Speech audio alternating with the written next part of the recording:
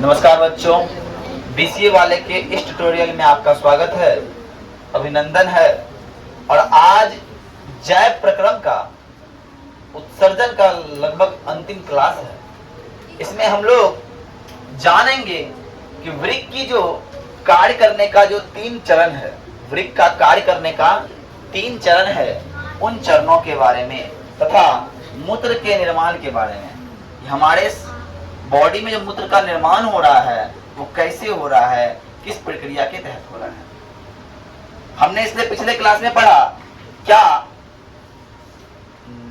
वृक्क की छोटी छोटी नलिकाएं होती है जिसे नेफ्रॉन कहते हैं, और एक वृक्क में लगभग 10 लाख नेफ्रॉन पाया जाता है। उनके चित्र और उनकी संरचना का पूर्ण वर्णन कर चुके हैं, और आज जो है हमको वृक्क के कार्य का वर्णन करना है। तो वृक्क के कार्य 3 चरण में होते हैं। पहला चरण क्या है? Glomerular filtration. क्या है? ग्लोमेरुलर फिल्ट्रेशन, बात समझिए। और दूसरा है ट्यूबुलर पुनर्अवशोषण, और तीसरा है ट्यूबुलर स्रवण। क्या है? ट्यूबुलर स्रवण। देखिए, इनके शब्द में अर्थ छुपा हुआ है, फिर भी हम लोग बात करते हैं। देखिए, ग्लोमेरुलर फिल्ट्रेशन की बात, फिल्टर करना मतलब छानना। फिल्टर करना मतलब छानना होता है। चाय का हम छांकते हैं, चाय छानना मतलब फिल्टर करना। उस गेट को लगा दो, है ना। चाय छानना मतलब क्या होता है? फिल्टर करना होता है। बात समझ में आ रही है? तो ये क्या करता है ग्लोमेरुलर फिल्ट्रेशन में? पहला काम वही करता है, पहला चरण में जो काम करता है वो काम करता है क्या? इसको छन्ना की तरह कार्य करने लगता है। छन्ना की तरह कार्य करने लगता है, वो छानने लगता है। तो वो छानने किससे होता है? अभिवाही धमनिका, जिसका व्यास अपवाही धमनिका से अधिक होता है। याद कीजिएगा, हम जब बता रहे थे इस तरह से, ये अभिवाही धमनिका था, और यहां से फिर आकर एक मोटा पाइप मिलता, अपवाही धमनिका। मिलता है कि नहीं? मिलता है। अभिवाही धमनिका अपवाही धमनिका में मिलती है, और जिसका व्यास क्या होता है? अधिक होता है। और रक्त के साथ यूरिया, यूरिक अम्ल, जल, ग्लूकोज, प्रोटीन इत्यादि ग्लोमेरुलर में चली जाती है। उसके बाद कहां आती है? ग्लोमेरुलर ग्रंथि में जाती है, और वहां जाने के बाद ये बेमुन संपुट की पतली दीवार से छनकर नेफ्रॉन चली जाती है। बेमुन संपुट याद है? प्लेट जैसी रचना, अरे याद है कि नहीं रे? है ना। उससे छन के कहां चली जाती है? नेफ्रॉन के अंदर चली जाती है। इसका मेन काम क्या है? ये छन्ना की तरह कार्य करता है। वो छानता है रक्त में जो उपस्थित है, क्या जो तत्व है, जो पदार्थ उपस्थित है, यूरिक अम्ल, यूरिया अम्ल, ग्लूकोज, प्रोटीन, इन सबको छानने का करता है। और ये क्या करता है? अपवाही धमनिका का व्यास कम होने के कारण ग्लोमेरुलर रक्त पर दबाव बढ़ जाता है, और जिसके फलस्वरूप छानने की क्रिया उच्च दाब पर होती है ना। क्या होता है? जब पाइप छोटा हो जाएगा, जब पाइप पतला हो जाएगा और सामान जा रहा होता नहीं, तो दबाव बढ़ेगा उस पर। अरे बढ़ेगा कि नहीं? है ना। अगर तुम पानी जब पानी जा रहा है, तुम क्या करना? पाइप का मोटर थोड़ा ताप देना, पता मोटर का पाइप थोड़ा ताप देना, पानी दूर तो जाता रहता है कि नहीं? इसका मतलब उसमें अधिक फोर्स लग रहा है, इसका मतलब उसमें अधिक दाब पड़ रहा है। दाब डाले तो उसका फोर्स बढ़ गया, है कि नहीं? ऐसा होता है। क्या करता है? ये उच्च दाब पर होती है। ये काम क्या कर रहा है? ये छानने कम कर रहा है। ये छान तो दिया, ये छान तो दिया। अब दूसरा में क्या है? छानने के बाद क्या हो रहा है? ग्लोमेरुलर फिल्ट्रेशन अब नलिकाओं से होकर गुजरती है। हर नलिका से गुजर रहा होगा। ये फिल्ट्रेशन जो हो रहा होगा, इतनी जो नलिकाएं हैं वृक्क के अंदर, सबसे गुजर रहा है, धीरे धीरे गुजर रहा है, इधर उधर कर रहा है। ध्यान समझना। और जब गुजर रहा है तो हमको करना क्या है? इसका काम क्या है? ये इसी समय कोशिका उन पदार्थों का अवशोषण करता है जिनकी उन्हें आवश्यकता होती है। अब जब वो इधर उधर गुजर रहा है, गुजरने क्रम में किसी को प्रोटीन की आवश्यकता पड़ी, कोई बोला कि कुछ का बोला कि वो प्रोटीन चाहिए, तो प्रोटीन उससे ले लेता है। कोई किसी का ग्लूकोज चाहिए, ग्लूकोज ले लेता है। कोई किसी को कुछ और चाहिए, कोई और कुछ ले लेता है। लेकिन जो अनावश्यक पदार्थ होता है उसको छोड़ देता है। एक होता है आवश्यक, एक होता है अनावश्यक। हमको जिसकी आवश्यकता है वो हमारे लिए उपयोगी है, वो हमारे लिए अच्छा है, और जिनकी हमें आवश्यकता नहीं वो दूसरी हो गया मेरे लिए। अरे हुआ कि नहीं? हमने क्या किया, आलू को खाया तो आलू मेरे लिए अच्छा पदार्थ, आलू का छिलका फेंक दिए वो मेरे लिए खराब पदार्थ। अरे है कि नहीं? अब जो आलू का छिलका वाला भुजिया बना खाया उसके लिए वो सही है, वो दूसरे हुआ नहीं, वो सही था।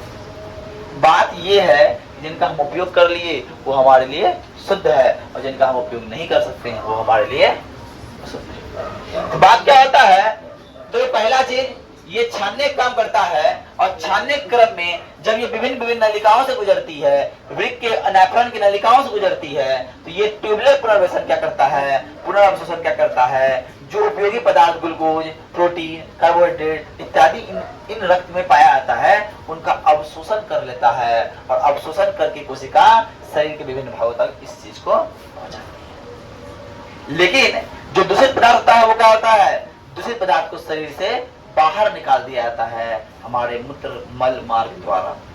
आई बात समझ में? अब तीसरा क्या है, कभी कभी क्या होता है, छन्ना तो छान रहे हैं, कभी कभी थकते हैं, छकना चाहते हैं, चाय छकने के बाद भी कभी कभी चाय का कप में चाय पत्ती गिर जाता है, गिरता है कि नहीं?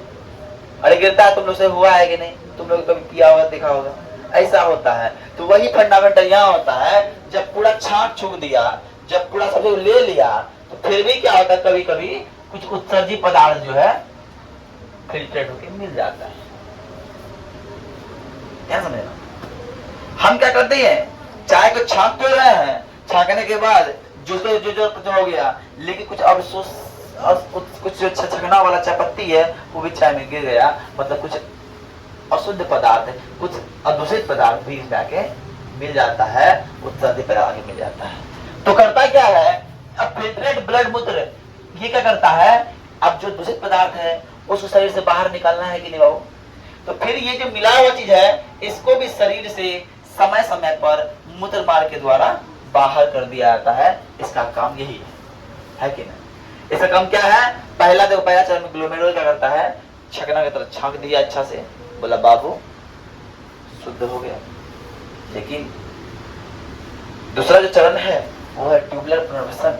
वो क्या करता है, छांकने के क्रम में ही जो पदार्थ उपयोगी है उसका अवशोषण कर लेता है, और जो अनुपयोगी है उसका उत्सर्जन कर देता है। लेकिन इस अवशोषण और उत्सर्जन के क्रम में कभी कभी क्या होता है, उस ब्लड में, उस कोशिका में अशुद्ध पदार्थ की मात्रा चले जाती है। तो अशुद्ध के पदार्थ को हमारे शरीर से बाहर निकालना चाहिए। अगर वो बाहर नहीं निकलेगा तो हम मर जाएंगे, दूषित हो जाएंगे, जहर बन जाता है। सुनिए हो, जिस व्यक्ति का किडनी खराब हो जाता है मर जाता है, बताओ काहे मरता है? किडनी खराब होने से लोग इसलिए नहीं मरता है कि सांस नहीं ले पाएगा, इसलिए सांस तो ले पाएगा, सब कुछ काम कर रहा है, बस किडनी काम नहीं कर रहा है इसलिए वो मर जाएगा। किडनी काम क्या है, हमारे शरीर में जहर जमा हुआ है, हमारे शरीर से जो निकलता है मूत्र मल निकलता है उसमें बहुत सारा जहर है जो हमारे शरीर के लिए हानिकारक है। अगर वो निकलना बंद हो जाए, किसी का ये दोनों बंद हो जाए ना, वो भगवान को प्यार हो जाएगा। तो वो जो है फिल्ट्रेट करके नहीं निकाल पाता है दूषित पदार्थ को, अपने शरीर, तुम्हारे शरीर से फिल्टर छकना वाला काम कर ही नहीं पाता है, और छकने खत्म होता है, जो अच्छो पदार्थ निकल जाता है, बाहर गंदो पदार्थ निकल जाता है, जो निकल ही नहीं पाता है, जिसको छकने दो छकन करता है क्या नहीं? अब वही फिर क्या होता है, छकेगा नहीं तो फिर वही ब्लड चले जाएगा कहाँ, हृदय में, फिर वही आएगा, गंदा ब्लड आएगा। इससे क्या ऑक्सीजन का परिवहन नहीं हो पाएगा, और हम लोग अल्लाह को प्यारे, भगवान को प्यारे। बात समझ में आई? अब आते हैं मूत्र के बारे में बात करते हैं। मूत्र की बनावट क्या होती है? बहुत 2 नंबर का क्वेश्चन पूछता है कि मूत्र की बनावट का वर्णन करें। देखो तुम्हारे शरीर में मूत्र बनता है कि नहीं? जितने भी जीव हैं सभी के शरीर में मूत्र का निर्माण होता है, मल का निर्माण होता है ना? क्या करते हैं, मूत्र में साधारणतः जल, यूरिया, सोडियम क्लोराइड विद्यमान होते हैं। मूत्र में क्या होते हैं, जल, यूरिया और सोडियम क्लोराइड विद्यमान होते हैं। अब ऐसा मत करना कि तुमको सोडियम क्लोराइड की जरूरत पड़ जाए तुम अपना मूत्र को जमा करके रखने लगना, उससे हम मूत्र सोडियम क्लोराइड निकाल लेंगे, ऐसा कोई बात नहीं है। फ्यूचर में हो भी सकता है, इससे भी कुछ वैज्ञानिक कर सकता है इसको निकालने के लिए, है ना? तो क्या बोलता है, एक बहुत बड़ा बात बोल दिया है, यदि एक मनुष्य 24 घंटे में 80 से 100 ग्राम प्रोटीन आहार के रूप में लेता है, प्रोटीन खाता है, आहार के रूप में लेता है, तो उसके मूत्र में 96% जल होगा, 4% ठोस होगा, 2% यूरिया होगा और अन्य पदार्थ 2% होगा और अन्य पदार्थ कितना प्रतिशत होगा? 2% होगा। अब बात करते हैं यूरिक अम्ल क्या होता है सर। तो हमारे शरीर में यूरिक अम्ल कहाँ पे है? तो रक्त में इसकी सामान्य मात्रा 2 mg से 3 mg प्रति 100 ml रक्त है।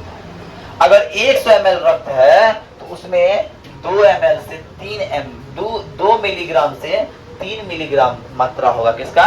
यूरिक अम्ल का। बहुत कम मात्रा होता है और हमारे शरीर में एसिड का बढ़ जाना ही बहुत बड़ा गलत काम है। हमारे शरीर में हाइड्रोक्लोरिक एसिड चलता है, हमेशा निकलता है फिर यहाँ से। बताए थे हमारे शरीर में, शरीर के भोजन के पाचन में HCl की क्या भूमिका है? क्वेश्चन है क्या नहीं? है ना, यही प्रश्न है ना।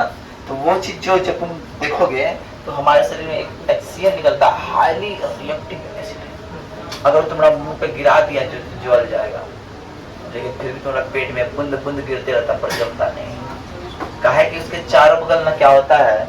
आहार रहता है। तो आहार को सराहने के लिए, गलाने के लिए उनका निर्माण उसको वो रहता है ना, जो वो ना रहे।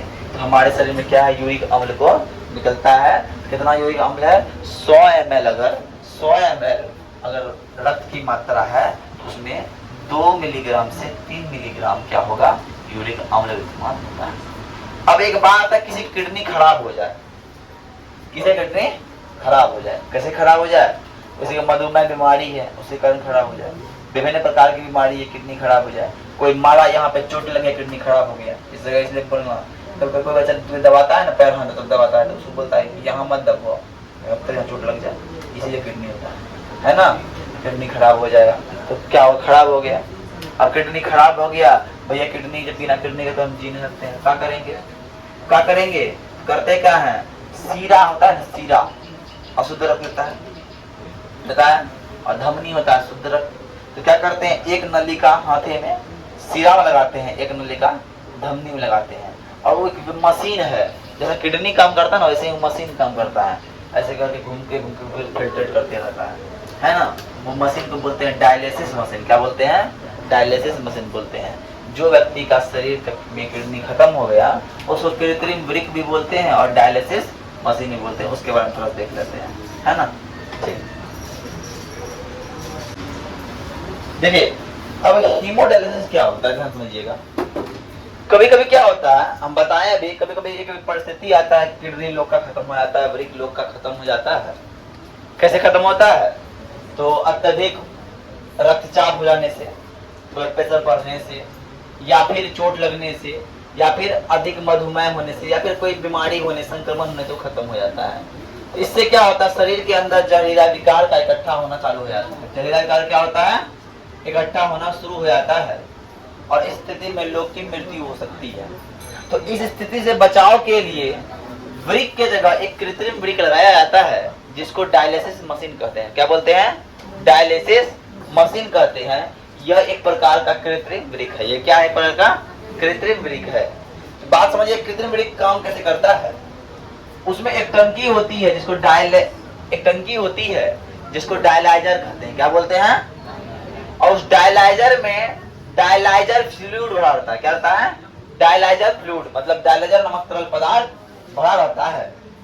इस तरल पदार्थ में सेलोफेन से बनी एक बेलनाकार रचना लटकी रहती है। इसी में, इसके अंदर जो है कुछ रचना, ऐसे रचना रहती होगी, है ना, लटकी भी रहती है। और डायलाइसिस के समय रोगी के शरीर से धमनी के द्वारा ब्लड को यहाँ लाया जाता है। ध्यान समझिएगा, ब्लड को यहाँ लाते हैं और यहाँ लाने के बाद 0 डिग्री सेंटीग्रेड पे ब्लड को ठंडा करते हैं। ठंडा करने के बाद फिर इस रक्त को डायलाइजर में भेज दिया जाता है। डायलाइजर भेजते हैं जहाँ क्या होता है, नाइट्रोजनीकरण विकार जो है फ्लूइड में जमा हो जाता है।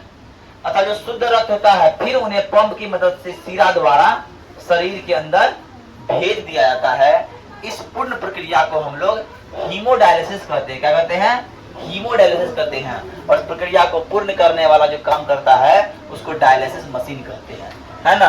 डायलिसिस मशीन के द्वारा हीमोडायलिसिस की प्रक्रिया पूर्ण होती है। वो कब होती है? जो हमारे शरीर से ब्लड को निकालती है, उससे अशुद्धियों को लेकर जो कितने काम था वो सारा कार्य करती है। बोले ऐसी नो बात समझ में आई? अब देखिए, कल थोड़ा सा बचा हुआ है। कल बचा क्या है? कल हमको जानना बस यही है कि पौधे में उत्सर्जन कैसे होता है। पौधे में उत्सर्जन होता है गोंद की तरह, गोंद होता है, वाष्पोसर्जन होता है, ये उत्सर्जन का एक पार्ट है।